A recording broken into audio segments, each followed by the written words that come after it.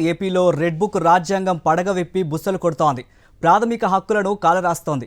Yellow రాజ్యాంగం సాక్షిగా red book నీడలో ఏపీ పోలీసులు కరకట్ట చట్టాలను క్రూరంగా అమలు చేస్తున్నారు. వైఎస్ఆర్సీపీ ప్రభుత్వానికి మద్దతు పలికారన్న కక్షతో సినీ నటుడు పోసాని కృష్ణమురళిని అరెస్టు చేయించింది కూటమి సర్కార్. కూటమి పెద్దల డైరెక్షన్లో రాత్రివేళ పోసాని ఇంటికి వెళ్లిన పోలీసులు హడావిడిగా ఆయన్ను ఏపీకి తరలించారు.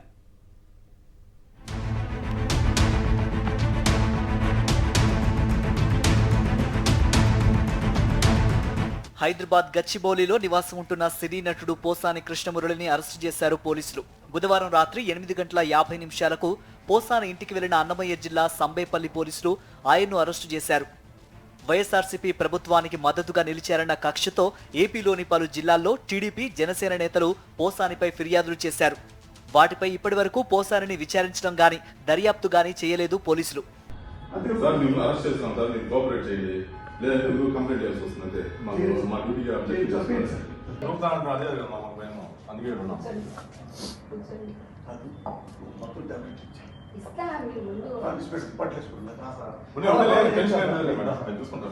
పోసాని కుటుంబ సభ్యులకు ఇచ్చిన నోటీసులో 27వ తేదీ పేర్కొన్న పోలీసులు బుధవారమే ఆయన్ను అరెస్టు చేసి తీసుకువెళ్లారు.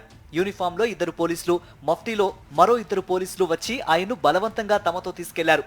తాను అనారోగ్యంతో ఉన్నానని, హాస్పిటల్కు వెళ్లి రేపు వస్తానని చెప్పినా వినిపించుకోలేదు.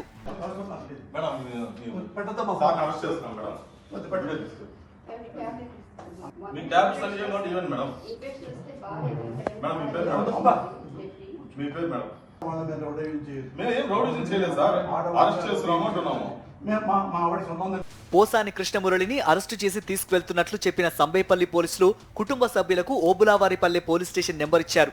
నిబంధనలకు విరుద్ధంగా అరెస్టు చేయడంతో పాటు న్యాయస్థానాన్ని తప్పుదోవ పట్టించేందుకే ఇలా చేశారనే విమర్శలు వెల్లువెత్తుతున్నాయి.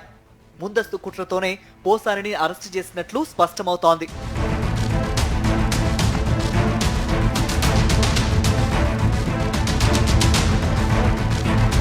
వైఎస్ఆర్సీపీ ప్రభుత్వానికి మద్దతుగా నిలిచిన పోసాని కృష్ణమురళిపై ఎప్పటినుంచో కక్షగట్టింది కూటమి సర్కార్.